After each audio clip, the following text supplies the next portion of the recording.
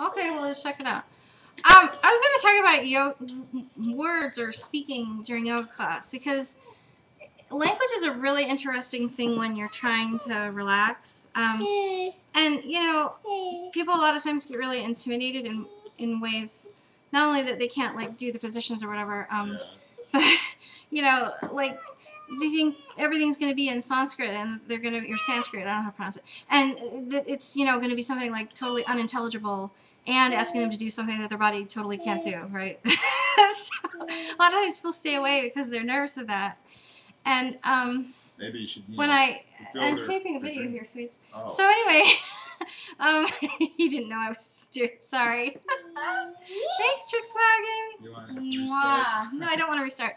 So when I was in Japan, I found a really interesting experience because I met some people who were French when I was living in Japan, and one of my French girlfriends, who I met at a trilingual play group, began to chat with me, and we quickly discovered that we both had a love of yoga.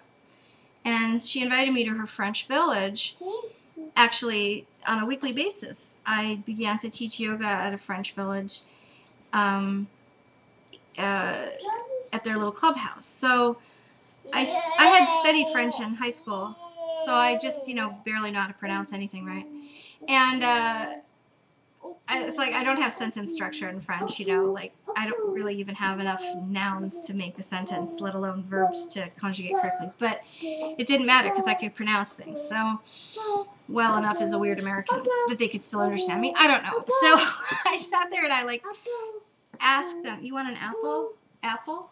Do you want an apple?" Maybe this is too distracted.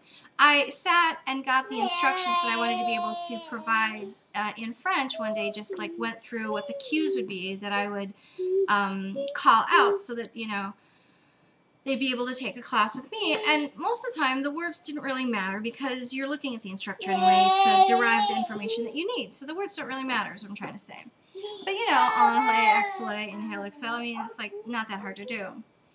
Well, because I was in Japan, it ended up a lot of times that I would be in these situations, there would be people from all different, languages in my class, and I would try to kind of include everybody in some sort of a way, because saying one thing or another thing that might be in their language, because when a person gets relaxed, they'll think in their own language much more quickly. They'll have to wake up a little bit to think in a language that's not their first. Do you know what I'm trying to say? So I remember one time I was running a class and there were people from, I think there's about 4 or 5 different languages spoken in the class, and I kept switching back and forth between any language that I could, at least always trying to greet the person in that language that's their first so that they can feel comfortable and welcome. At least I'm going to try to say that. At least I hope I can learn how to welcome a person to help them, feel, recognized and welcome. So there were 2 Japanese ladies who showed up in my class today. And I didn't even get a chance to be introduced to them because I was really quickly having to shuffle around all kinds of equipment, going back and forth, reorganizing the room from one class to the other. But I knew they were Japanese because I heard them speaking to each other while I was stacking some chairs away. And while I was putting a mat away, I could quickly, sort of under my breath, say to them in Japanese, "Just a moment." Did you hear Gary say it in Japanese? Thank you. Yes. So I, it's stand by, just a moment, or hold on, basically. So I said that, and the lady kind of looked up at me she didn't expect that to come out of my mouth, right? So I was distributing the mats and everything, and everyone was kind of trying to figure out, which ones they wanted or whatever. And one of the 2 ladies wanted to make sure that she could grab the mats. Grab the mats that I was distributing. And so she asked me if she could have that one. And in Japanese culture, you don't point with your finger. You reach with 2 hands, and you kind of conceal your hands, but you gesture towards an object or a person. You would never point with your finger. No, bad. So I was able to do that, gesture towards the mats and say to her a welcoming word, which is "Yes, please help yourself," which is dozo. And she couldn't believe that I said that. And I was like, I was happy because I just, I wanted her to feel welcome. And it's happened too in Spanish, like I'll say bienvenido to somebody, or, just because I know it'll make them feel more relaxed to know that I'm, recognizing who they are, or that I really want them in class. I want them to feel welcome.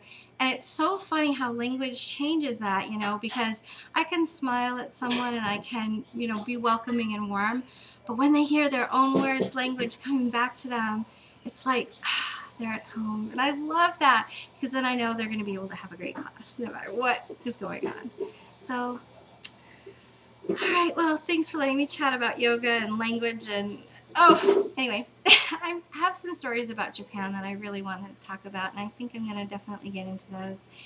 And I have some more yoga videos I want to chat about, and some health questions. So those will all be fun. And thanks for all the amazing people who are sending, and I just really appreciate all that love when people send me little messages or comments. I so appreciate it, and look forward to seeing you next week. Thanks for listening.